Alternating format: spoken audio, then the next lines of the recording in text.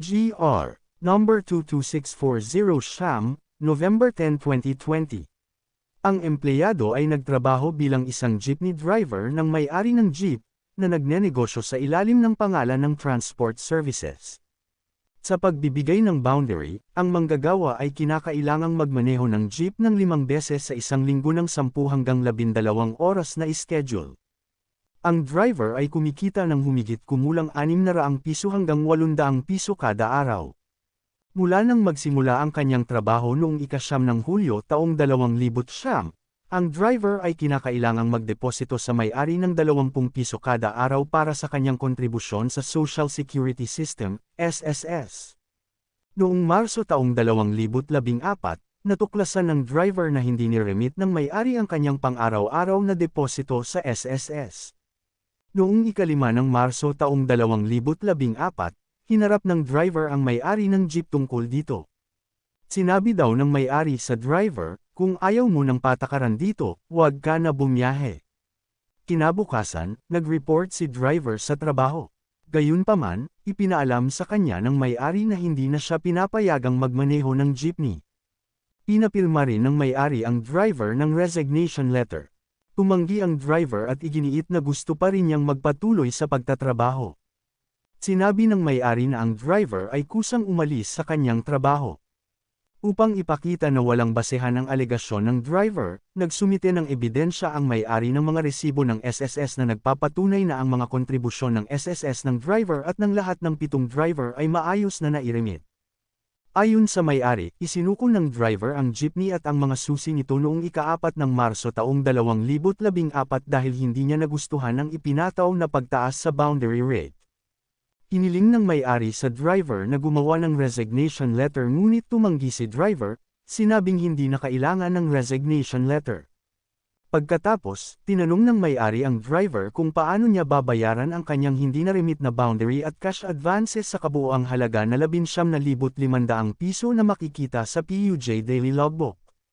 Sinabi ng driver sa may-ari na isaalang-alang na lamang ang halaga bilang tulong pinansyal.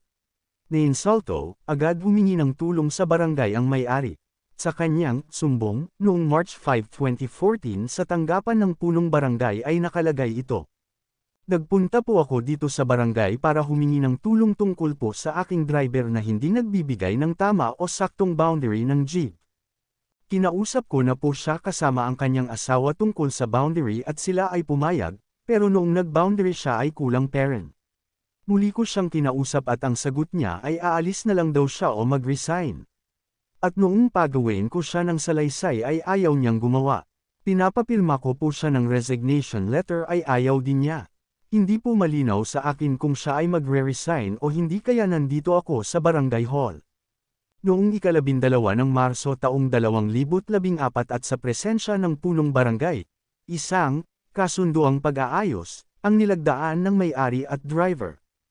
Ang magkabilang panig ay nagkasundo na ang DIPE na minamaneho and driver ay ipapalabas na sa ibang driver dahil hindi niya kaya ang taas ng boundary. Ang paglagda ng bawat panig ay hudyat ng kanilang pagkakasundo sa araw na iyon. Noong ika-11 ng Abril taong 2014, nagsampa ng reklamo ang driver para sa illegal dismissal laban sa may-ari. Nais ng driver na siya ay makabalik sa pagmamaneho, mabayaran ng back wages at iba pang benepisyo. Upang ang pagbibitiw ng isang empleyado ay maging isang praktikal na depensa sa isang aksyon para sa iligal na pagpapaalis, dapat patunayan ng isang tagapag-empleyo na ang pagbibitiw ay voluntaryo, at ang ebidensya nito ay dapat na malinaw, positibo, at nakakakumbinsi. Hindi maaaring umasa ang employer sa kahinaan ng ebidensya ng empleyado. Sa kasong ito, ang may-ari, bilang isang employer, ay nakapagpakita ng sapat na ebidensya upang matukoy na ang empleyado ay nagbitiw bilang jeepney driver. Gaya ng pinatunayan ng sumbong at ng kasunduang pag-aayos, ayaw sumunod ni driver sa tumaas na boundary rate na ipinataw ng may-ari. Parehong ang sumbong at ang kasunduang pag-aayos ay malinaw ang gamit na salita at nakasulat sa simpleng wika, na kung saan ang isang taong may ordinaryong katalinuhan ay maaaring mabatid ang kahulugan nito. Nalaman ng NLRC na ang kasunduang pag-aayos ay malinaw sa tenor nito at ang intensyon ng mga partido ay hindi nangangailangan ng ibang interpretasyon. Kaya naman, hindi dapat paniwalaan ang pahayag ng driver na hindi niya naiintindihan ang kasunduang pag-aayos. Ito rin ay walang pasubali na ang ipinataw na pagtaas sa boundary rate sa paggamit ng jeep ng may-ari ay isa sa kanyang mga karapatan sa pamamahala. Nabigo ang mga ebidensya na magpakita ng anumang dahilan kung bakit hindi dapat sumunod ang driver sa karapatan ng employer na ito na kontrolin at pamahalaan ang kanyang negosyo ng epektibo, lalo na kapag ito ay makatwiran at ginamit ng may mabuting loob. Sa pamamagitan ng pagbabalik ng jeepney at ng mga susi nito, kasama ng hindi niya pagbabayad ng nagtaas na boundary rate, pinili ng driver na umalis sa halip na manatili sa trabaho kung saan naniniwala siyang hindi maaaring isakripisyo ang mga personal na dahilan para sa trabaho. Sa katunayan, ang driver ay nagbitiw sa trabaho. Ang formal na pagbibitiw o pagbibitiw sa isang posisyon o opisina ay ang voluntaryong pagkilos ng isang empleyado na pinilit ng mga personal na dahilan na humiwalay sa kanyang trabaho. Tulad sa kasong ito ng tsuper, ang pagbibitiw ay ginawa na may layuning magbitiw sa isang opisina, na sinamahan ng pagkilos ng pagpapakita ng hangarin na ito. Higit pa rito, walang malaking ebidensya na ipinakita na ang driver ay na-dismiss o pinigilan na bumalik sa trabaho. Ang katotohanang nagsampa ng reklamo ang driver para sa iligal na dismissal ay hindi mismo sapat na tagapagpahiwatig na wala siyang intensyon na talikuran ang kanyang trabaho dahil ang kabuuan ng kanyang mga aksyon ang pagsuko ng jeepney at ang mga susi nito sa kanyang amo ay malinaw na nagpapakita ng kabaligtaran. Ang matibay na ebidensya na inihain ng employer na hindi siya nag-terminate sa empleyado, ay hindi dapat basta-basta na lamang ipagwalang bahala sa dahilan na ang empleyado ay hindi magsampa ng reklamo para sa iligal na pagpapaalis kung siya ay hindi talaga na-dismiss. Kung wala ang anumang pagpapakita ng hayag o positibong kilos na nagpapatunay na tinanggal ng may-ari ang driver sa trabaho, ang self-serving claim ng huli ng iligal na pagpapaalis ay hindi maaaring pagbasehan. Walang termination o dismissal dahil kusang nagbitiw ang driver nang tumanggi siyang bayaran ang dagdag sa boundary rate kada araw. Ang natuklasang ito ay sinusuportahan ng sumbong at ng kasunduang pag-aayos na isinagawa sa harap ng mga opisyal ng barangay na ipinapalagay na nasa regular na pagganap ng mga opisyal na tungkulin.